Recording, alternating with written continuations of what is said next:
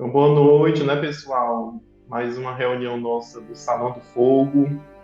E aí, conforme combinado, a gente vai conversar hoje sobre a queda de Númenor, que é a quarta parte, né, do Silmarillion.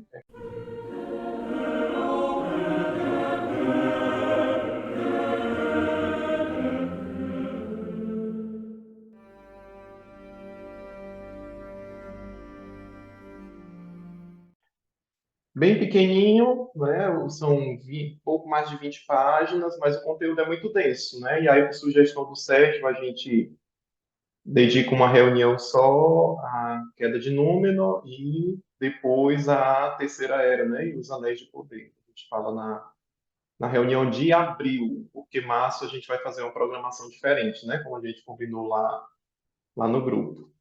E aí eu já queria deixar assim, aberto para quem quiser começar a falar como é que foi a sua leitura, o que é que você achou mais importante, interessante, porque o meu já está aqui anotado. Aí depois, quando vocês trouxerem de vocês, eu trago o meu também.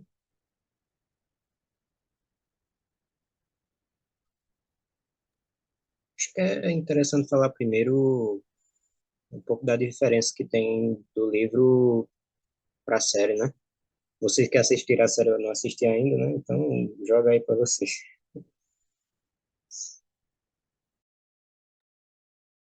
Alguém notou a diferença do livro para a série? Eu notei umas coisinhas assim, diferentes.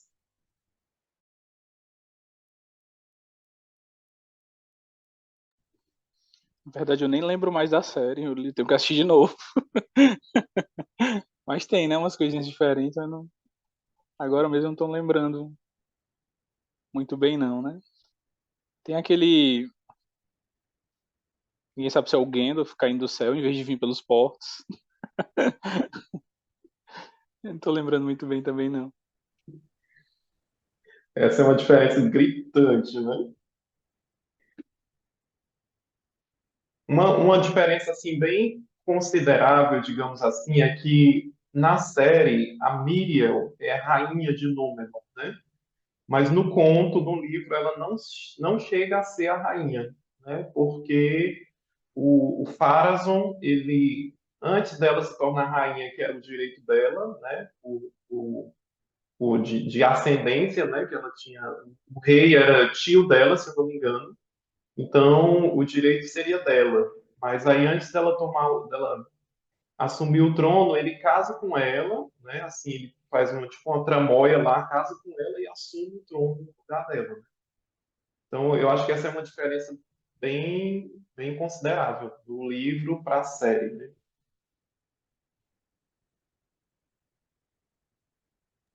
E o Afaranzu foi o último rei, né? O último rei de Númenor. O último, exato. É. Uhum. Aí, Ismael, eu acho que a primeira temporada não deu para a gente ver muita coisa, assim, né? Termina praticamente com a morte do rei, né? O rei anterior, que era aquele velhinho já. Acho que era o Tarpalante, não lembro se era esse. Aí, né, eles estão chegando lá em Númenor, depois que eles foram para a guerra contra o Sauron, né, na Terra-média, e aí eles veem que tá tudo de luto, né, tá tudo preto lá e tudo. É a última coisa que a gente vê de Númenor na série, é isso, né, eles chegando de volta e a ilha tá toda de luto, por causa da morte do rei, né. Então isso dá a entender que o Pharazôn, na segunda temporada, ele já vai fazer aquele esquema todo para poder assumir o trono, né. E aí ele é muito político, né, na série a gente vê ele muito político, um homem muito carismático, que conquista as pessoas, né, com a palavra.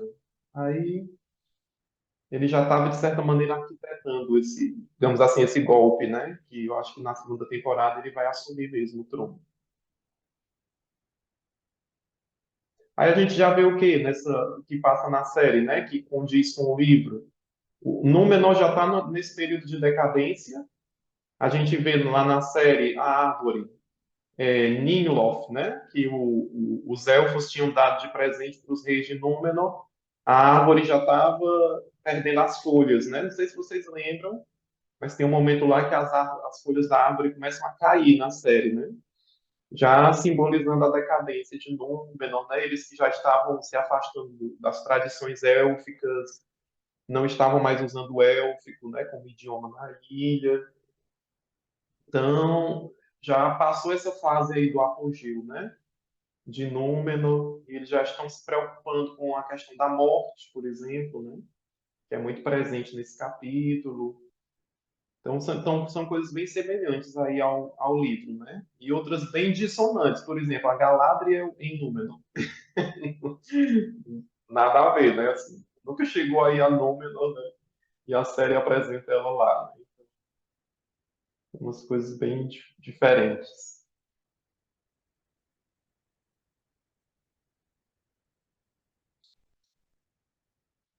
O que mais? O que é que vocês acharam aí da leitura?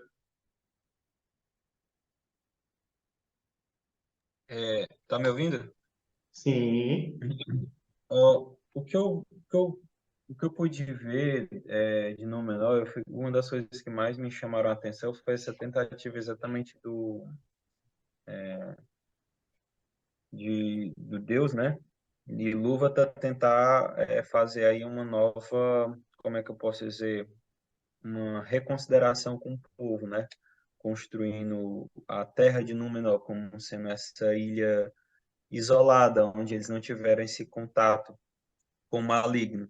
E é interessante que o contexto, exatamente como você falou da morte, né? Dessa, dessa ideia deles desejarem, né? Ah, nós somos tão bons, nós somos guerreiros tão fortes, nós somos ótimos construtores, nós somos uma civilização muito desenvolvida, que era Númenor, e ela entrar em decadência exatamente por conta que o único problema que eles a única coisa que eles não tinham ainda era a imortalidade, né? Então é um dos debates principais que eu vejo, que é a ruína de Númenor. Eu acredito que é como se fosse a revolta da sua própria natureza e aí é aquele negócio, é o desconhecimento do Logos, o desconhecimento do que está no ser deles. E aí me vem a lembrança agora daquele episódio que ele fala assim, né? O rei Ar Parazon, acho que é assim que se nomeia, né? O rei, o rei voltou-se para o culto ao escuro e Melkor, seu senhor, primeiro em segredo, mas logo abertamente e diante de seu povo. Ou seja, ali na série, né, a gente já vê a entrada de Sauron e tudo, só que posteriormente ocorre a perversão, né? Porque o Ilúvatar constrói um templo, né? Pede para adorar ele e tudo, e com essa revolta do povo Númenoriano, eles acabam invertendo o negócio, eles acabam adorando o próprio Melkor, o próprio Morgoth. E é interessante esse drama, né? Esse drama com punição de Númenor, assim, ó, pelo que eu pude perceber.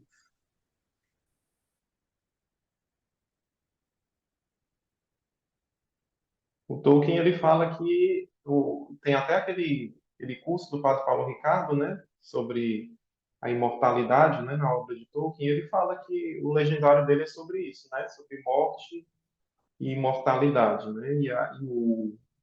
Tanto aqui a Queda de Númenor quanto o que a gente vai ler depois, né, os Anéis de Poder, eles têm esse tema da morte e essa fuga da morte muito forte, né. O que era para ser considerado uma dádiva, né, para os homens, que é a possibilidade de sair dos círculos do mundo, né, não ficarem atados ao mundo para sempre, como é o caso dos elfos, o que seria uma dádiva, uma bênção, é desfigurado, né, pelo contato com o Melkor, né, que a gente trazendo para uma analogia com o cristianismo, o pecado, né, o pecado deformou essa relação do homem, né, com a morte. E é o drama de Númenor, essa fuga quando eles começam a decair, né? Ponto central aí dessa queda é exatamente o fugir da morte, né?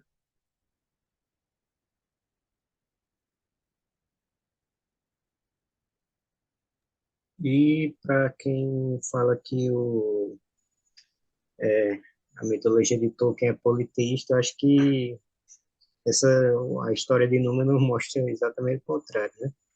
Que a queda de Númenor foi exatamente o desejo por imortalidade e a adoração de Mel, né? Que foi um embuste de Sauron, né? A adoração do Melkor. E a gente vê todo aquela encenação, né, do Sauron quando ele é humilhado pelo Pharazôn, né, o rei, quando ele vai para a Terra-média para combater o Sauron vê naquilo ali uma oportunidade de derrubar de vez Númenor, né? Então ele finge aquele arrependimento, se humilha diante do rei, né? E se alegra quando o rei quer levar ele para Númenor, né? Para ser preso lá. E aí lá ele começa a enganar o rei, né?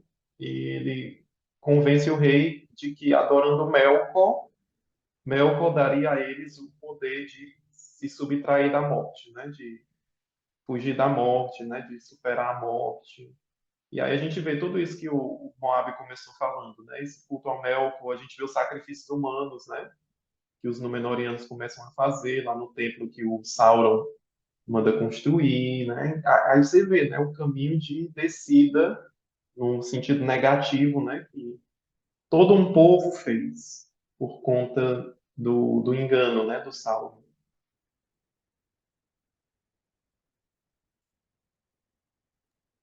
Deixa eu só perguntar, só para uma questão para me localizar aqui historicamente, né? Essa queda de Númenor, ela acontece antes da depois, não, no caso, depois da queda de Morgoth, né? Que os Ainus vai lá e derrota ele, né? Subjuga ele. Aí Correto.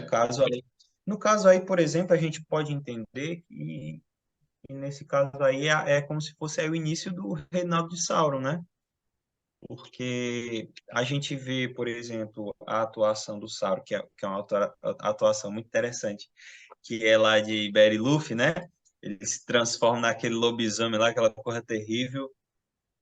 Aí depois, aí depois sai, aí volta, mas a gente vê o Sauron como um ser assim, né? Ele é muito, ele tem uma semelhança muito com o Morgoth por conta que ele vai subjugar, ele fica ali toma uma pisa, aí fica por ali pelas rédeas, aí volta de novo. Ele sempre está nesse influxo. Então eu vejo aí como o primeiro grande feito, porque ele não conseguiu fazer nada em Beriluf, né, praticamente assim. Ele conseguiu fazer algo assim realmente concreto de mal mesmo. Foi uma das coisas que quando eu lia, sabe, a ideia do morro, onde o cara tocava se tornava algo maligno, né? Então ele conseguiu fazer isso. E ele tem a arte mais exatamente do mal mesmo, que é através do convencimento, né? E eu lembrei agora do próprio Adão e Eva, né? A questão da sedução, que é algo muito frequente dentro do campo espiritual, né? Tem aquela passagem Dar ouvido à tentação, né? Dialogar com a é, tentação. tem aquela passagem que diz assim, né? Que até da liturgia das horas completas, que é assim, cuidado, o diabo é como um leão que fica em volta e tudo. Então eu vejo essa primeira ascensão de Sauron aí, né? Aí depois só outras coisas. E o Tolkien fala algo parecido com o que você disse. Eu acho que é aqui mesmo, no ponto do Akabeth, né, da queda de Númenor, que o Tolkien, quando começa a falar de Sauron, ele diz que ele só não era pior antes porque tinha o Melkor, né? Então, quando o Melkor sai de cena, né, quando ele é preso pelos Valar e é empurrado, né, para o vazio, aí pronto, o Sauron ele não ficava atrás em maldade, né, em astúcia. Ele só não era maior que o Melkor porque o Melkor estava presente, digamos assim, no mundo, né? E ele era o mestre das formas. Aí ele, nesse sentido, ele se parece com Saruman, né? Vocês lembram que no Senhor dos Anéis ele é como é o mago de muitas cores, né? Então, por quê? Porque o Saruman, ele era um Maia igual o Sauron, né? E eles eram, os dois, se eu não me engano, eles eram Maia de Aule, né? Então eles tinham coisas parecidas, né? O Sauron era o Senhor das muitas formas. Ele se muda em lobisomem, né? Se muda em qual é o outro animal? Uma serpente, né? Lá no ponto de Beren Lúthien. E assume uma bela forma, né? Como a gente vê aqui. Então ele tinha esse poder de manipular a aparência dele, né? E só no final aqui do conto, né? Quando o Númenor afunda, que ele também afunda junto, é que ele perde para sempre, né, a bela aparência que ele tinha e ele não consegue mais retomar, né? Ele fica preso na forma mesmo de pavor, né?